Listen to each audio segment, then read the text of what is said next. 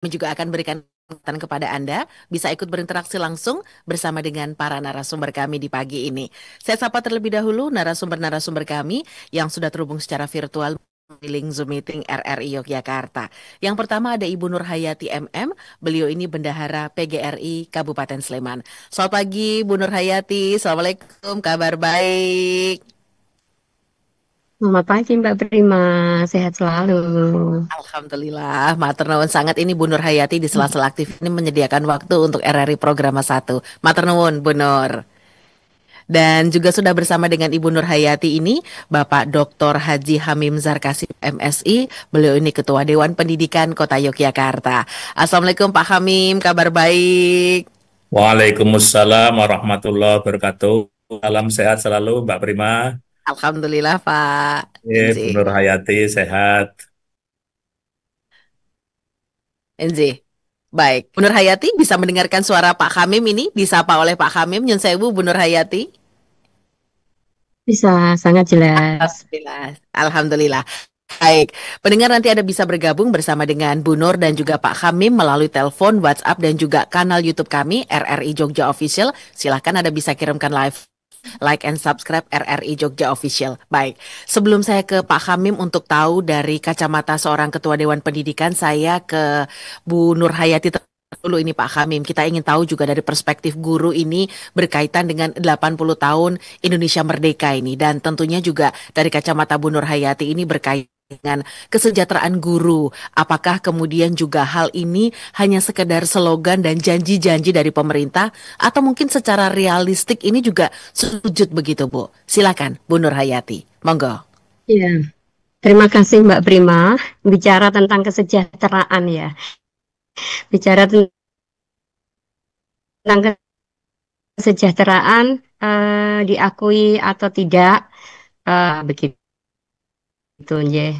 Tetapi saya yakin ini berproses menuju yang lebih baik. Yang Baik, namanya Bu Nur proses Hayati butuh mohon waktu. Tentunya untuk menuju ya, Bu ideal Nur Hayati izin melalui ini agak beberapa terputus-putus hal. Ibu. Kami mendengar Oke. suaranya agak terputus-putus. Mohon izin. Mungkin bisa dilanjutkan Ibu. Silakan Ibu.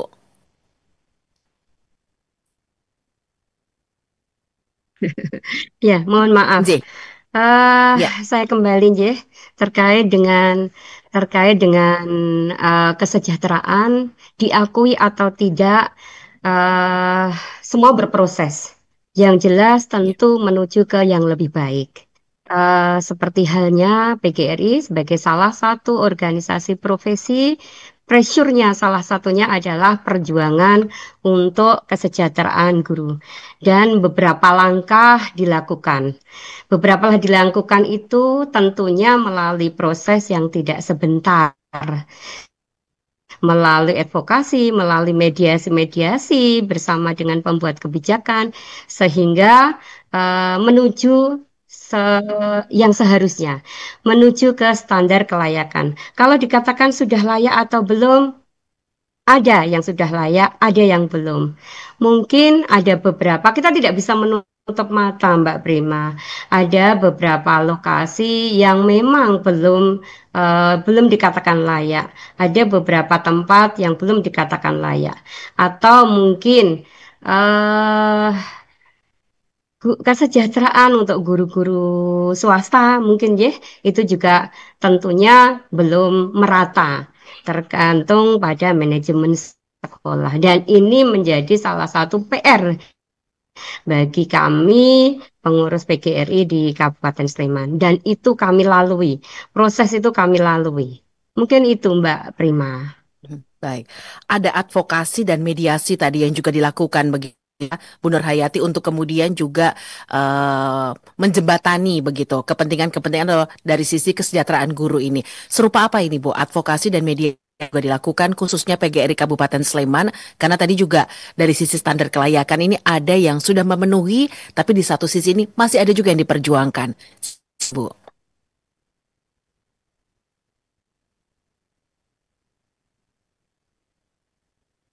Baik. Bu Nur Hayati masih mendengarkan suara kami dari Studio Iya. Pro 1? Nji. Seperti contoh kasus Ya, halo. Iya, monggo Bu, dilanjutkan Ibu. Mohon izin Ibu, saya konfirmasi. Ibu Iya, menggunakan iya, siap. headset Ibu? Masih putus-putus kah? Iya. Apakah Ibu menggunakan headset? Oke. Aman. Baik, Bu Nur Hayati, apakah Ibu Terkait, menggunakan headset? saya Nji? pakai earphone. Oh, Nji, mohon izin Bu. Mungkin karena ini delaynya agak terlalu Saya jauh. tidak memakai headset. Oh, tidak pakai headset ya Bu ya? Saya Baik. tidak pakai headset, Mbak. Oh, Iya. Nji, monggo Maaf. bisa dilanjutkan Bu. Iya, karena ini memang delaynya agak panjang Bu. Jadi mungkin agak terlambat begitu Ibu mendengarkan suara saya dari studio. Monggo dilanjutkan Bu Nur Hayati. Ya, terima kasih. Seperti contoh kasus terkait dengan tunjangan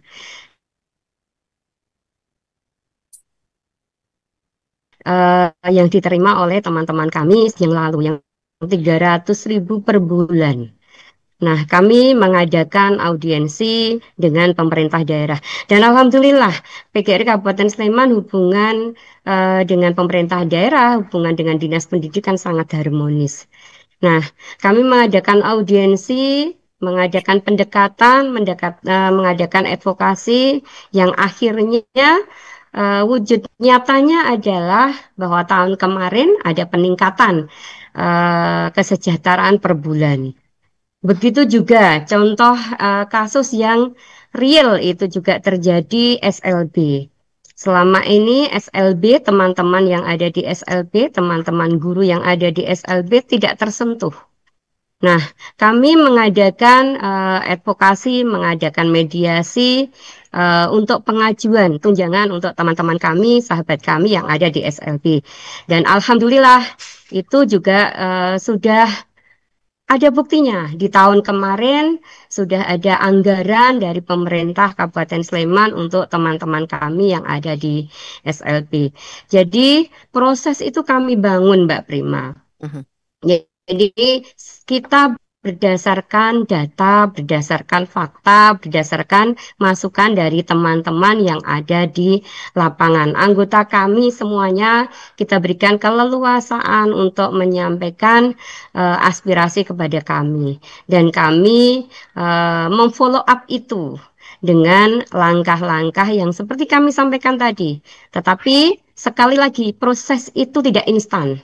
Proses itu melalui waktu. Jadi mungkin kita harus bijak. Tapi yang jelas kita tunjukkan bukti bahwa kita memang melakukan upaya-upaya itu demi peningkatan kesejahteraan teman-teman kami.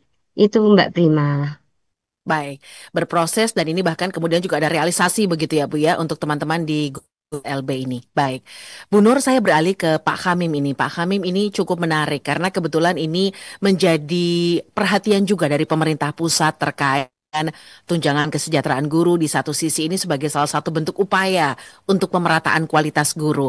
Nah, bagaimana kemudian Pak Khamim ini juga melihat selaku Dewan Pendidikan ini, meskipun kita lihat di kota Yogyakarta ini pasti lebih dibandingkan kabupaten yang lain begitu. Seperti apa ini Pak Khamim? Silahkan Pak. Oke, terima kasih Mbak Prima. Eh, Berkaitan dengan meningkatkan kesejahteraan guru ya. Ya. Saya kebetulan kan juga dosen pendidikan profesi guru, Mbak Prima ya. J. Pada suatu kesempatan saya menguji guru TK yang honorer gitu. Terus saya tanya, Neng gajinya sabaraha gitu ya. Ya ini karena orang sabaraha gitu.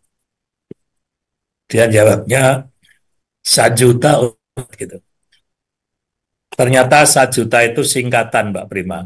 Apa itu Pak? Sabar, jujur, dan tawakal. Masya Allah. Jadi mungkin penghasilannya tidak sebesar itu, tetapi dia tetap menjaga penampilan, menjaga spirit kerja, dan seterusnya. Ini saya ingin menyampaikan ada survei yang berkaitan dengan kesejahteraan guru, tapi yang maksudnya ingin ceritakan guru yang honorer, Mbak Prima ya. Ya. Jadi Di dalam survei itu katakan 74% guru honorer memiliki penghasilan di bawah 2 juta per bulan, bahkan 20,5% diantaranya berpenghasilan di bawah 500.000 rupiah. Padahal kita lihat upah minimum kabupaten kota yang terendah, yaitu di Kabupaten Banjarnegara, itu sudah 2.300 2.038.000. Iya. Nah, ini artinya ada persoalan, meskipun ada yang berargumentasi bahwa guru honorer itu kan kerjanya tidak full time ya, full time ya, sehingga dia tidak bisa disejajarkan dengan punya upah minimum kabupaten kota yang memang mereka jamnya sudah tertentu. Tapi saya kira bukan, persoalannya tidak sesedah itu. Nah, kemudian kalau tadi disampaikan Mbak Prima, apakah kesejahteraan guru di kota Yogyakarta dibandingkan dengan kabupaten lain akan lebih bagus? Enggak begitu juga gitu. Artinya kan ini juga berkaitan juga dengan pendapatan asli daerah dan sebagainya gitu ya. Sehingga memang ya perjuangan-perjuangan teman-teman guru di kota Yogyakarta juga masih berusaha secara maksimal, dan kami di Dewan Pendidikan sudah banyak juga upaya-upaya yang kita lakukan untuk bagaimana memberikan ya kan semacam pertimbangan kepada pemerintah kota gitu ya, supaya ya apapun yang terjadi bahwa kesejahteraan guru akan memberikan kontribusi yang besar terhadap keberhasilan pendidikan, meskipun kita juga menyadari bahwa eh, kesejahteraan itu kan hanya salah satu dari variabel yang meningkatkan kualitas seorang guru dalam mengajar ya. Ada juga variabel-variabel lain yang saling berpengaruh, saling berinteraksi, tapi bagaimanapun kalau kita mengkaji dari berbagai macam teori, saya kira kesejahteraan yang didapatkan oleh guru akan memberikan kenyamanan mereka bekerja, kenyamanan mereka berusaha, dan tidak harus kemudian secara maksimal mencari penghasilan-penghasilan di luar gitu ya. Jadi juga dalam penelitian itu Mbak Prima, Iya. bahwa penghasilan tambahan yang dilakukan oleh guru honorer itu 55,8% guru memiliki pekerjaan sampingan seperti mengajar private gitu ya, kemudian berdagang atau bertani untuk menambah penghasilan mereka. Namun penghasilan ini tidak signifikan, dengan mayoritas guru hanya mendapatkan kurang dari 500.000 itu. Saya kira itu Mbak Prima sebagai antar untuk kita diskusikan. Baik, jadi memang ada pertimbangan-pertimbangan juga begitu Pak ya. Tidak kemudian semata-mata karena di kota Yogyakarta juga dari sisi juga cukup meningkat begitu. Tapi memang ini ada Ya, proses yang juga harus dilalui begitu. Baik, Pak Hamim, kalau betul. tadi disampaikan juga bahwa memang sebenarnya upaya-upayanya tidak kurang-kurangnya. Nah, ini kemudian juga disesuaikan dengan pendapatan asli daerah atau PAD di masing-masing kabupaten kota begitu. Nah, apakah kemudian juga ada advokasi yang dilakukan begitu Pak Hamim oleh Dewan Pendidikan Kota Jakarta untuk kemudian juga minimal ini untuk meningkatkan dari sisi kesejahteraan, karena juga ada tuntutan untuk pemerataan kualitas begitu Pak di beberapa kelas sekolah di kota Yogyakarta. Seperti apa ini Pak Kamim? Ya, kita ini kan selalu berkolaborasi dengan Dinas Pendidikan dan Olahraga Kota gitu ya, untuk kita selalu mencermati juga bagaimana kebijakan penganggaran dari Dinas Pendidikan kaitannya dengan peningkatan kualitas guru, termasuk juga eh, apa semacam penambahan penghasilan dan sebagainya gitu ya. Jadi kan ada berbagai macam cara yang bisa dilakukan untuk meningkatkan kesejahteraan guru, dan misalnya ya katakanlah sebenarnya yang bagi guru itu kan juga mereka rata-rata juga punya anak-anak yang juga sedang belajar, sehingga mereka merasa adanya harapannya adanya safe, aman bagi anak-anaknya untuk bisa mendapatkan pendidikan yang lebih baik, pendidikan yang berkualitas dan sebagainya. Nah, disinilah kemudian kita menjadi harus berpikir secara lebih maksimal lagi, Belum lagi persoalan yang lain, Mbak Prima, bahwa kalau di dalam teori sistem pasar kira-kira begitulah ya, di kota Yogyakarta, mungkin di DIY lah secara keseluruhan itu kan para lulusan dari keguruan kan banyak sekali. Sehingga kadang-kadang kalau misalnya katakanlah dalam teori pasar ya kalau tidak mau dibayar sekian, kita juga masih punya orang lain yang mau bekerja di sini. Nah ini juga menjadi tantangan juga bagi guru, Mbak Prima ya. Artinya Ya. bagaimanapun ya memang betul sumber daya manusia kita sangat overload dalam kelulusan pendidikan ini juga menjadi PR juga bagi kita. Makanya tadi yang saya banyak sampaikan berkaitan dengan guru-guru yang masih kalau yang sudah ASN dan sebagainya kan mereka relatif sudah mendapatkan kesejahteraan. Nah, kemudian Mbak Prima, saya juga kebetulan Wakil Ketua Forum Komunikasi Komite Madrasah alias DIY, artinya ini juga ya ini juga kita memang kadang-kadang melihat ada bahasa Jawanya itu sawang sawang sinawang gitu ya. Ya. Jadi guru di Kemenak dengan jadi guru di dinas Pemkot atau kabupaten itu lebih sejahtera mana ya, eh, variabelnya macam-macam gitu ya.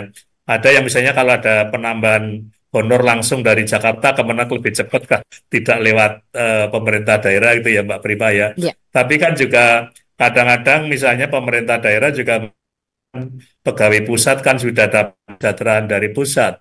Jadi kadang-kadang daerah merasa tidak diperlukan tambahan dan sebagainya. Padahal mereka menghadapi kesulitan sama, permasalahan yang sama, baik itu yang menjadi pegawai di daerah maupun pegawai pusat di Kementerian Agama. Itu Mbak Prima. Baik. Memang sebenarnya ada tupoksi masing-masing begitu ya, Pak Iya, Hamim, iya. ya, untuk kemudian dipahami ini. Baik, Pak Hamim dan juga Bu Nur, ini saatnya saya juga kesempatan kepada pendengar untuk bisa ikut berinteraksi langsung dalam dialog Jogja pagi ini melalui telepon, WhatsApp dan juga kanal YouTube kami. Sudah ada pendengar yang bergabung ini, Pak dan juga Bu Nur, melalui kanal YouTube kami ini ada Bapak Badatri Utomo. Godean hadir ini Pak Hamim dan juga Bu Nur. Nun sewu. Menjerat kemerdekaan guru ini adalah birokrasi korup dan keserakahan. Contoh, PGRI usul setuju usia pensiun guru diperpanjang, padahal calon guru mengantri untuk bisa diangkat menjadi guru. Tapi PGRI masih ingin usia pensiun diperpanjang. Contoh lain ini, potongan-potongan gaji dari Dinas Pendidikan dan lain. Ini ada Pak Badatri Utomo yang bergabung dari Godean ini. Nanti akan ditanggapi Pak Hamim dan juga Bu Nur. Saya beralih ke telepon dulu ini. Pak Hamim dan juga Bu Nur, selamat pagi, Dialog Jogja pagi ini. Halo, selamat pagi RRI. Selamat pagi, Bang Taufik yang ada di Sleman menikahkan Bang Taufik. Pak Amin apa Pak Amin? Hamim Zarkasi Putro, beliau ini Ketua Dewan Pendidikan Kota, dan Bu Nur Hayati, Bendahara PGRI Sleman, Bang Taufik. Oh ya, ya kedua narasumber ini kelihatannya ada yang Bang Taufik kenal, tapi saya menyapa dulu. Selamat pagi kedua narasumber. Tadi apa yang dikatakan? Ya. Tadi apa yang dikatakan Pak Amin sebenarnya benar ya. Kalau kita melihat kinerja guru ya. Tapi saya sangat mengapresiasi kinerja guru honorer. Ya, karena ya pengetahuan saya mereka itu bekerja sangat apa sekali ya, sangat antusias sekali dan punya semangat bekerja gitu. Nah, kalau kita dibandingkan dengan guru yang ASN dengan guru honorer, itu kualitasnya sedikit agak baik ya, karena semangat kerjanya itu ada.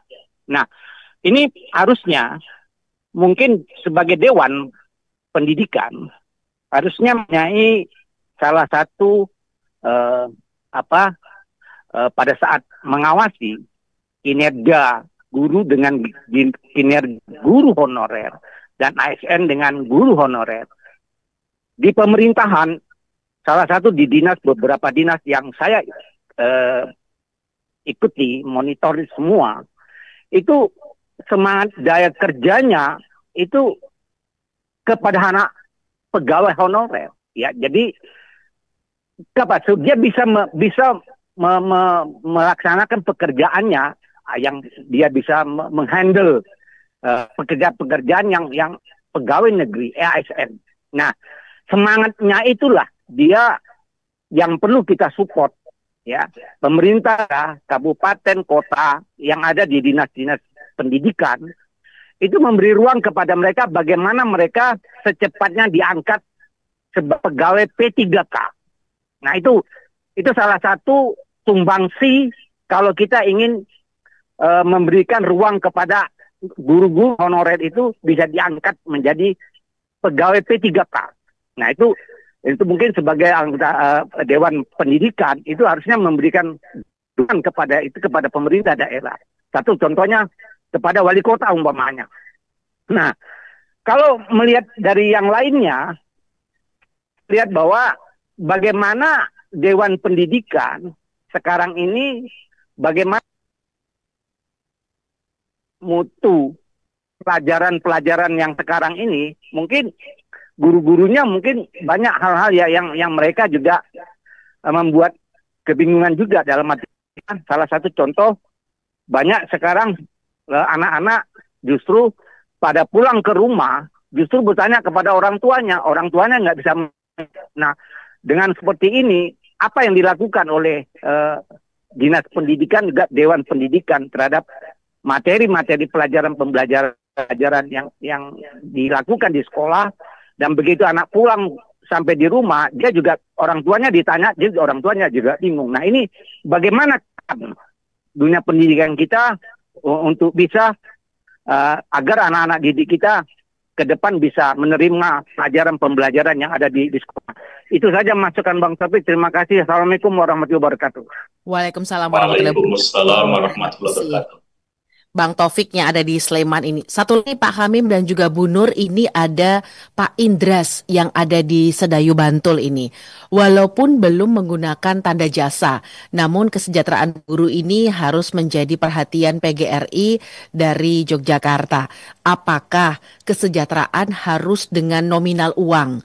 Bagaimana dengan penempatan guru yang sesuai dengan lokasi rumah, juga lokasi sekolah?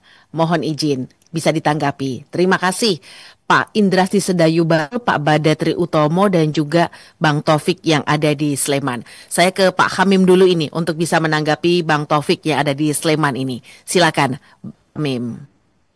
Terima kasih Mas Taufik. Sehat selalu ya.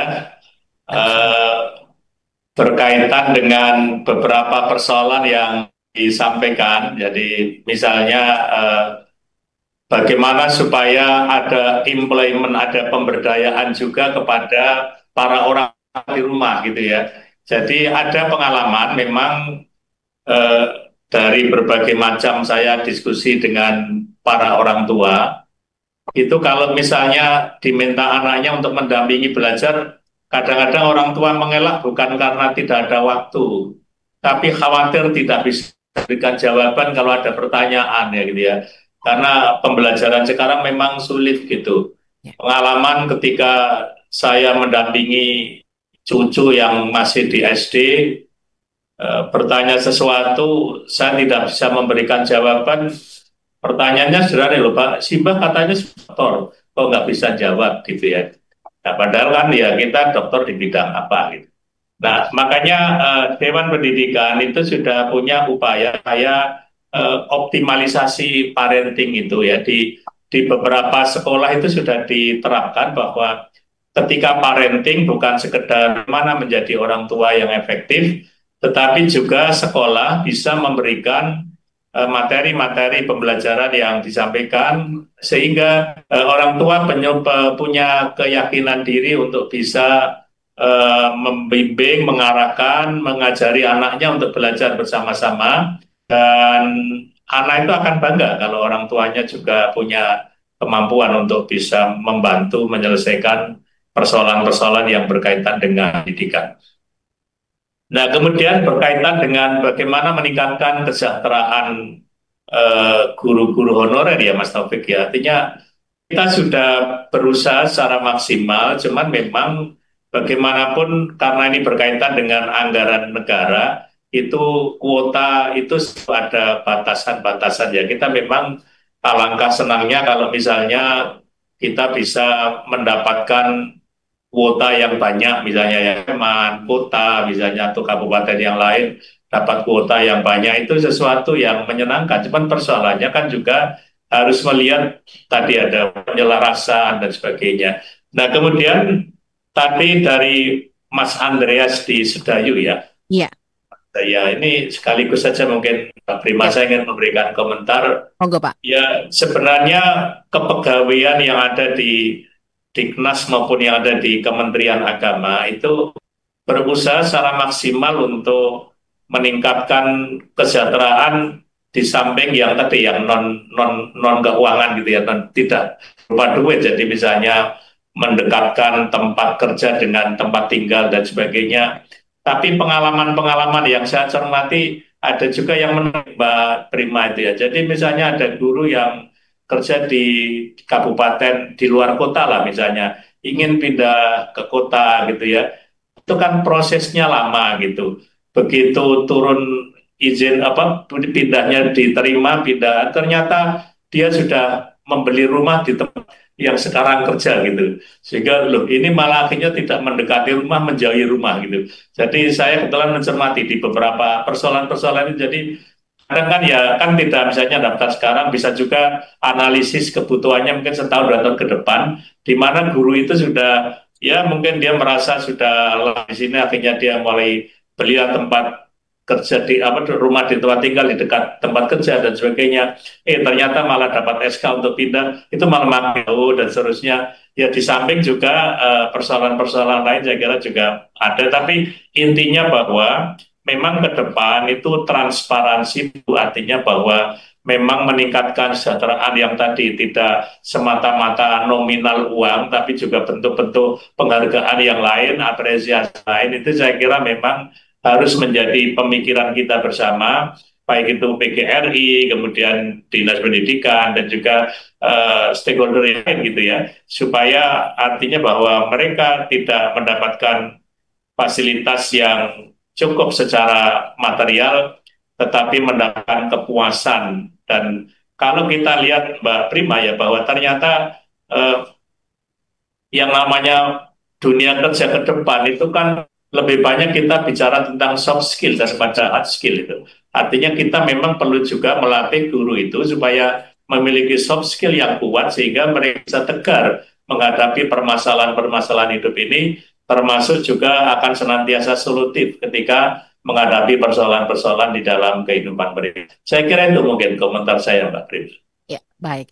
Begitu Pak Indres dan juga Bang Taufik yang ada di Sleman. Nah, ini Pak Badatri Utomo ini yang juga menyoroti begitu Bu Nur berkaitan dengan ada usulan pensiun guru diperpanjang begitu untuk usianya ini. Silakan, Bu Nur mungkin bisa menanggapi. Monggo, Bu Nur.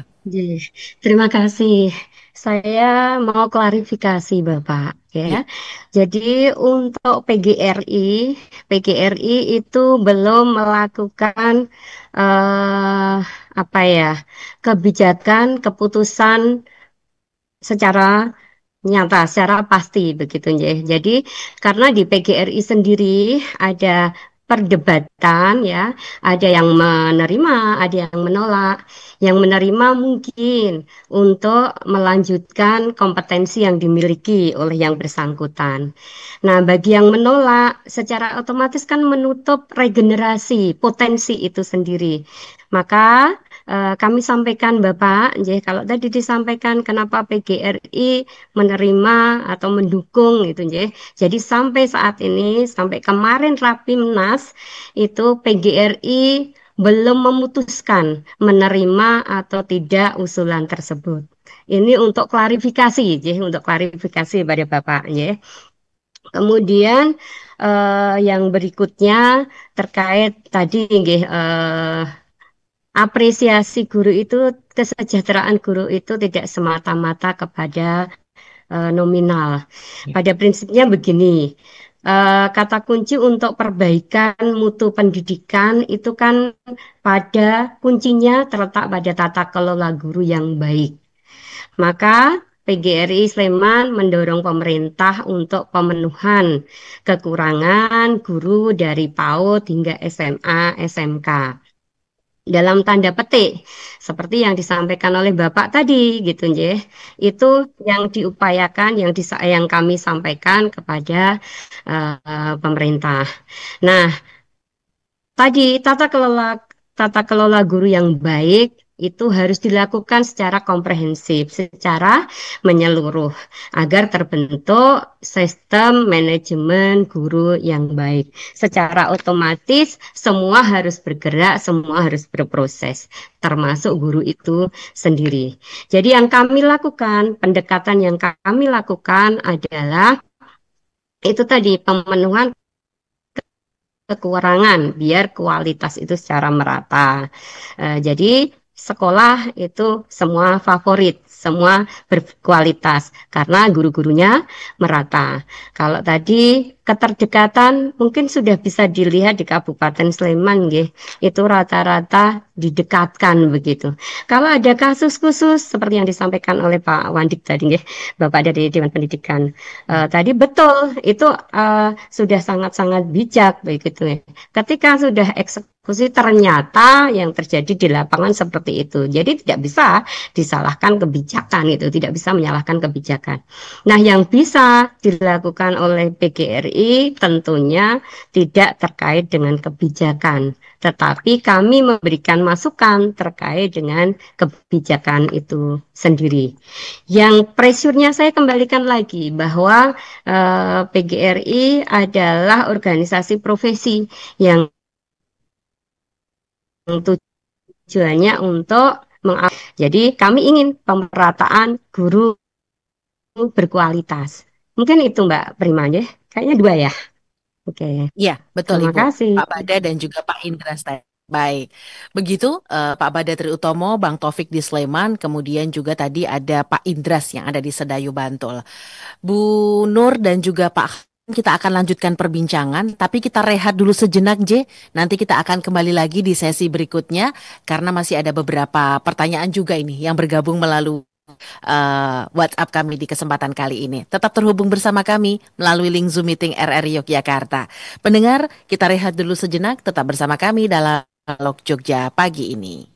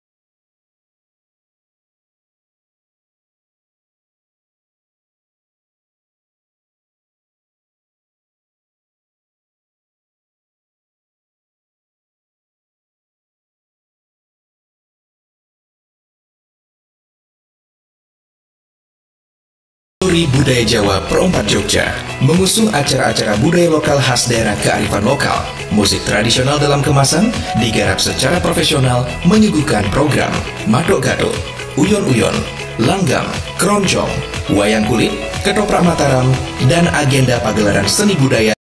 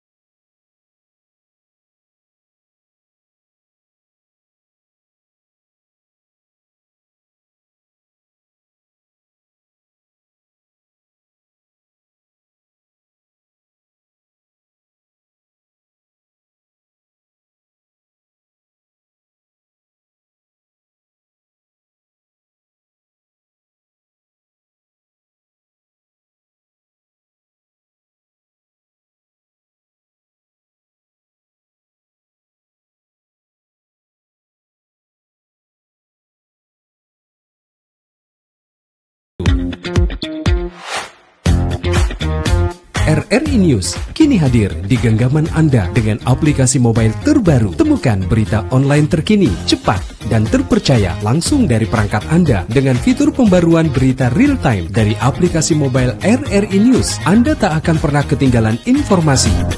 Nikmati kemudahan akses berita nasional dan internasional, berita terpopuler, dan video berita terbaru kapan saja dan di mana saja. Dilengkapi dengan teknologi terkini, aplikasi mobile RRI News memberikan pengalaman membaca yang lebih baik. Dapatkan notifikasi berita penting langsung di layar ponsel Anda. Jelajahi kategori berita yang Anda minati, mulai dari politik, ekonomi, budaya, hingga olahraga. Anda juga bisa berbagi berita penting kepada teman dan keluarga melalui media sosial dan aplikasi pesan, menjaga Anda tetap terhubung dengan dunia di sekitar Anda. Memiliki jaringan lebih dari 80 microsite tersebar dari Sabang sampai Merauke, serta memiliki tren pembaca yang semakin meningkat. RRI News menghadirkan liputan berita terlengkap dan terkini dari seluruh Indonesia. Unduh sekarang di Google Play dan App Store aplikasi mobile RRI News, membawa dunia ke dalam genggaman Anda. Aplikasi mobile RRI News, berita terkini dan terpercaya dalam genggaman Anda. RRI Net, kami hadir dengan ragam informasi, dialog interaktif, dan hiburan. Dari Pro 1, Pro 2, Pro 3, Pro 4, dan Voice of Indonesia. RRI Net di IndiHome TV, aplikasi RRI Digital, dan portal berita rri.co.id. RRI Net, tonton yang Anda dengar. RRI Net, tonton yang Anda dengar.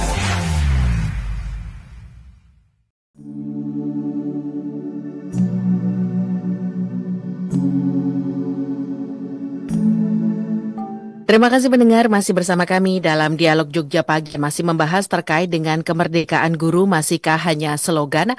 Masih bersama dengan para narasumber kami, Ibu Nur Hayati MM, Bendahara PGRI Kabupaten Sleman, dan juga Dr. Haji Hamim Zarkasi Putro MSI, beliau ini Ketua Dewan Pendidikan Kota Yogyakarta. Bu Nur dan juga Pak Hamim, ini saya sapa terlebih dahulu pendengar yang melalui telepon di kesempatan pagi ini. Selamat pagi, Dialog Jogja Pagi ini. Pagi, Assalamualaikum. Waalaikumsalam warahmatullahi wabarakatuh. Bapak Ahmad Fauzi ini dari Garut ini. Silakan Pak Fauzi. Ya, Assalamualaikum Ibu, Bapak narasumber yang saya hormati. Ya.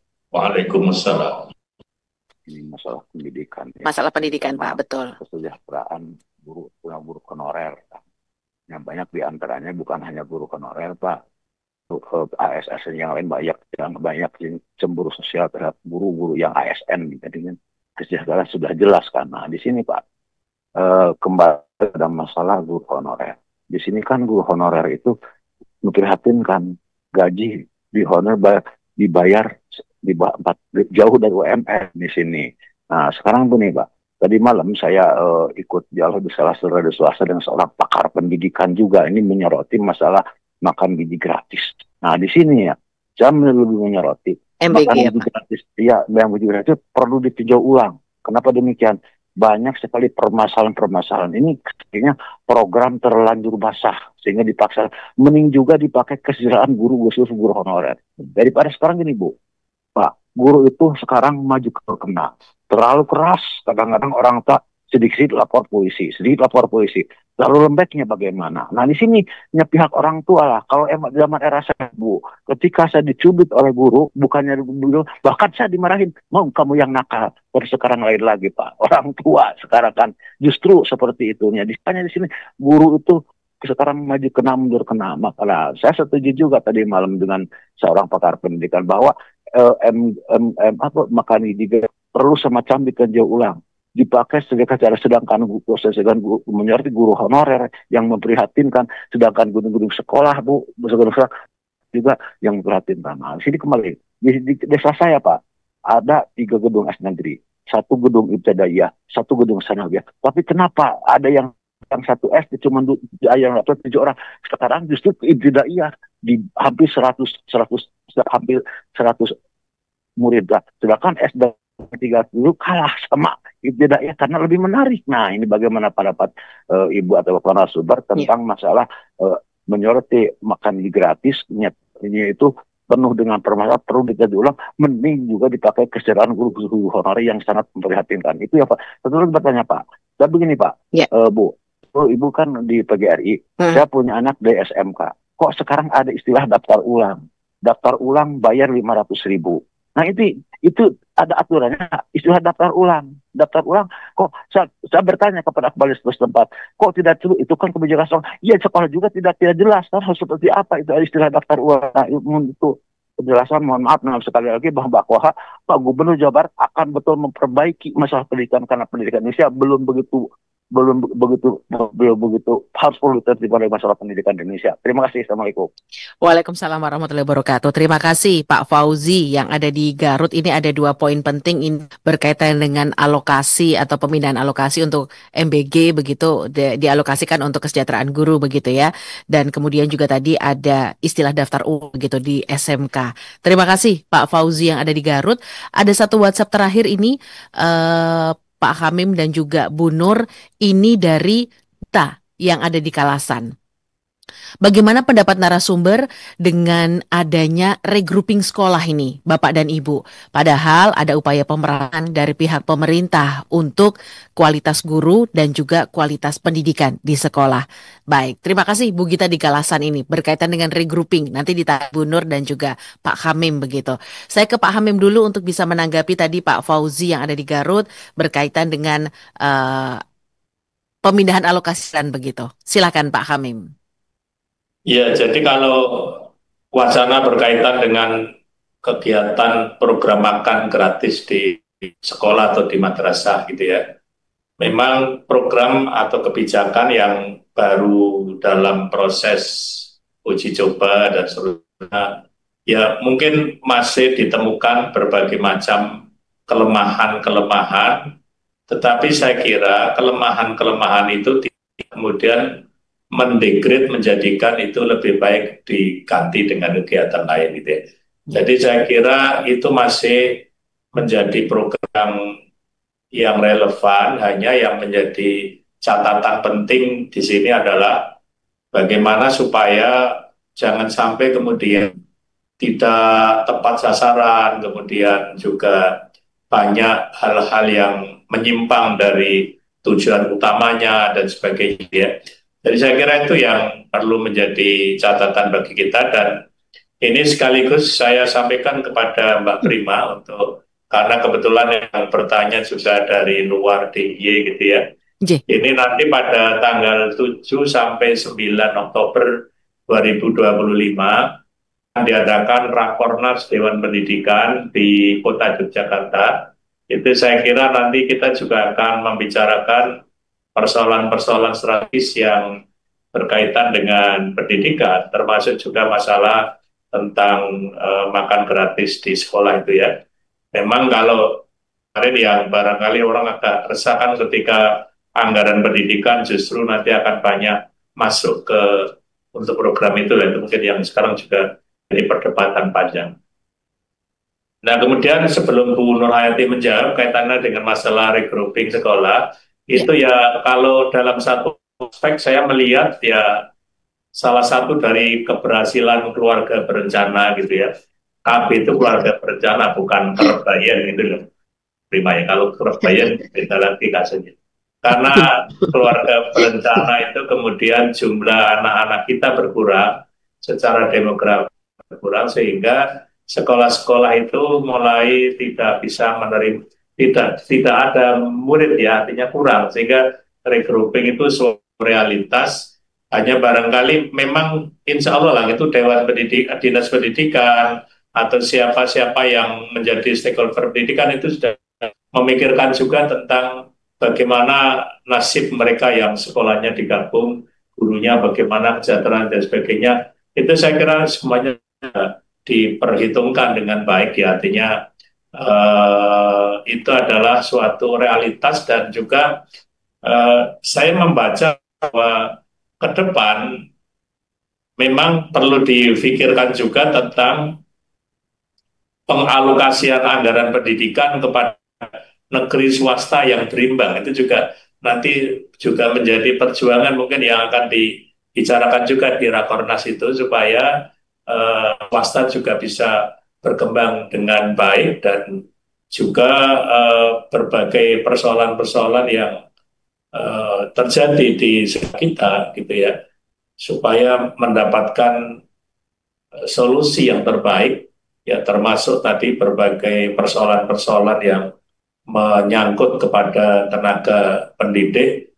Tadi sudah disampaikan ya, ada kecemburuan dari ASN guru dan sebagainya ya, monggo saja lah. Tapi kan sekarang ini kan ya, kalau kita lihat secara makro, kita masih para guru, kebetulan jadi guru sejak tahun 84 dulu Mbak Prima, sampai 94 itu saya masih jadi guru di sekolah gitu ya, merasakan betul bagaimana kita ini adalah orang yang memang mengabdikan tenaga, waktu dan waktu kita semuanya untuk memajukan pendidikan gitu ya, apalagi yang diterjunkan di sekolah-sekolah swasta itu perjuangannya juga lebih besar. Kalau mereka tidak berjuang dengan baik, nanti tadi akan ada pengurangan peserta didik itu ya. Dan ini saya kira juga akan jadi PR juga bagi yayasan yang mengelola swasta itu. Terima kasih Mbak Prima. Baik, begitu Bu Gita dan juga Pak Fauzi ada di. Nah, Bu Nur, ini cukup menarik karena masyarakat ini betul-betul intens, betul-betul concern banget begitu Bu terkait dengan pendidikan begitu. Monggo silakan Bu Nur. Terima kasih Mbak Prima. Prinsip saya sepakat Pak Ahmad. Jadi untuk MBG, tapi tadi seperti saya sampaikan di awal, memang ketika ada sesuatu ceng bay resisten itu kan biasa begitu dan itu sudah biasa bagi PGRI gitu ya. Nah, mungkin kita bisa bersikap bijak begitu. Kita kaji ulang dan pressure-nya untuk kesejahteraan guru itu kami sepakat Pak Ahmad. Tapi saat ini yang bisa kita lakukan adalah kita melihat dan nanti kita ikuti prosesnya untuk kita kaji ulang apakah itu efektif, apakah benar sesuai dengan keperuntukannya begitu. Jadi prinsip kami sepakat pada tadi yang disampaikan oleh Pak Ahmad. Kemudian untuk Bu Ita, Bu Ita terkait dengan regrouping. Kalau kami melihat, saya yakin regrouping itu kalau PGRI melihat begini, tujuannya adalah untuk efisiensi dan efektivitas pengelolaan pendidikan. Artinya apa? Bahwa ini untuk mengatasi kekurangan guru. Ya, dengan adanya regrouping secara otomatis seperti tujuan kami PGRI adalah mengatasi masalah terkait dengan kekurangan guru. Secara otomatis itu untuk meningkatkan mutu dan juga pengelolaan SDM. Itu akan jauh lebih efektif menurut kami. Jadi kacamata kami adalah bagaimana caranya pemerataan mutu di sekolah. Dan ini salah satu tujuan dari regrouping. Sepakat kami. Kemudian mengelola SDM dengan baik. Secara otomatis muaranya nanti ke kesejahteraan. Dan itu salah satu tujuan dari regrouping untuk efektivitas dan efisiensi. Nah, tadi saya sampaikan untuk pengelolaan sumber daya. Sekolah yang digabungkan secara otomatis akan dapat mengelola sumber daya manusia itu secara maksimal itu. Karena menopo layanan kepada siswa itu sesuai dengan keperuntukannya. Jadi tidak ada yang mubazir bagi guru begitu. Itu untuk pengelolaan mutu SDM. Kemudian pertimbangan secara komprehensifnya adalah bahwa PGRI melihat tidak hanya dari aspek efisiensi dan efektivitas, tetapi tentunya tadi kan muaranya kesejahteraan secara otomatis adalah dari sisi sosial dan ekonomi. Bu pilih itu. Jadi kalau kacamata PGRI tentu seperti tujuan kami adalah menyampaikan tentang pemerataan SDM, pemerataan, mutu, begitu. Menurut kami dengan adanya regrouping yang tidak optimal tadi, maka diadakan regrouping untuk efisiensi dan efektivitas dalam rangka untuk goal yang lebih mulia.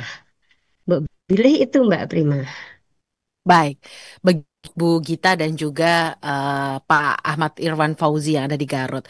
Tidak terasa ini Bu Nur dan juga Pak Hamim sampai ke penghujung perjumpaan, tapi kita ingin ada yang penting yang disampaikan juga kepada pendengar. Dari Bu Nur dulu, ditutup nanti oleh Pak Hamim ini. Monggo silakan Bu Nur. Kemerdekaan guru tidak hanya sekedar slogan begitu, Bu Nur. Ya, tentunya ini menjadi apa ya, angin segar yang diharapkan oleh semua guru, bahwa guru bisa betul-betul merdeka seperti yang disampaikan oleh Pak Ahmad kalau tidak salah tadi, jadi guru mengajar tidak ada ketakutan melakukan sesuatu seakan-akan menjadi sebuah kesalahan besar. Jadi ini menjadi cita-cita kami, menjadi mimpi kami bahwa kami bisa mentransfer knowledge dengan maksimal tanpa adanya ketakutan. Itu yang kami sampaikan. Kemudian yang kedua juga kami berharap untuk kesejahteraan guru 20% anggaran pendidikan itu betul-betul dilaksanakan. Betul-betul berpihak kepada kami guru-guru. Karena dengan guru yang sejahtera, secara otomatis akan meningkatkan kualitas pembelajaran dari guru-guru itu sendiri. Mungkin itu saja Mbak dari kami. Matur nuwun. Tentunya kami berharap ini bantuan besar dari Dewan Pendidikan. Ya Pak Dokter, ya.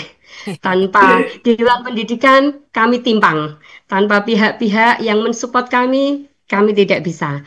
Jadi kami organisasi profesi guru, organisasi perjuangan dan organisasi ketenagakerjaan berharap banyak lihat kami, hargai kami, dan ribet kami. Matur nuwun itu Mbak Prima. Terima kasih Bu Nur Hayati. Hamim, catatan pentingnya ini menutup perbincangan kita di hari ini. Silakan Pak Hamim. Terima kasih. Jadi kalau kita sekian lama guru mendapatkan gelar tanpa tanda jasa atau tanpa tanda tangan gitu ya. Ya, gitu ya. Saya kira ini perlu diterjemahkan secara lebih bagus ya. Artinya misalnya tidak mendapatkan tanda jasa yang mungkin bisa memberikan kesan yang jauh, tapi juga yang penting bisa mendapatkan kehidupan yang lebih sejahtera gitu ya. Terus juga ketika kepastian hukum dalam dunia kerja, artinya apa saja yang boleh dikerjakan dan apa yang tidak boleh dikerjakan, ini juga perlu ada rambu-rambu yang jelas sehingga kalau tidak aturan yang jelas, nanti guru dalam kondisi senantiasa gamang.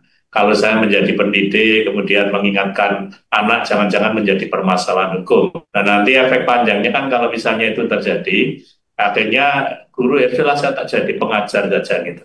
Hanya menyampaikan materi saja tentang moralitas anak, silaturahmi nanti dia akan berkembang sendiri. Makanya beberapa teman ini sedang memperjuangkan memang perlindungan guru itu sudah banyak, ada perda, ada macam-macam, tapi mungkin perlu diangkat ke atas, mungkin ada undang-undang perlindungan guru, sehingga mereka nanti ada kepastian hukum untuk tentang mereka yang mengerjakan dalam ketika mereka mendidik anak-anak tanpa harus dibayang-bayangi dengan persoalan hukum yang akan mengikuti perilaku yang mereka lakukan atau sanksi yang mereka lakukan kepada para peserta didik. Selamat untuk para guru. Assalamualaikum warahmatullahi wabarakatuh.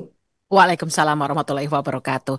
Terima kasih sekali Pak Hamim, Bu Nur Hayati. Ini buka cakrawala wawasan ini terkait dengan kemerdekaan guru ini tidak hanya sekedar slogan begitu. Matur sembah nuwun sanget Bu Nur dan juga Pak Hamim. Selamat melanjutkan aktivitas kembali. Assalamualaikum warahmatullahi wabarakatuh.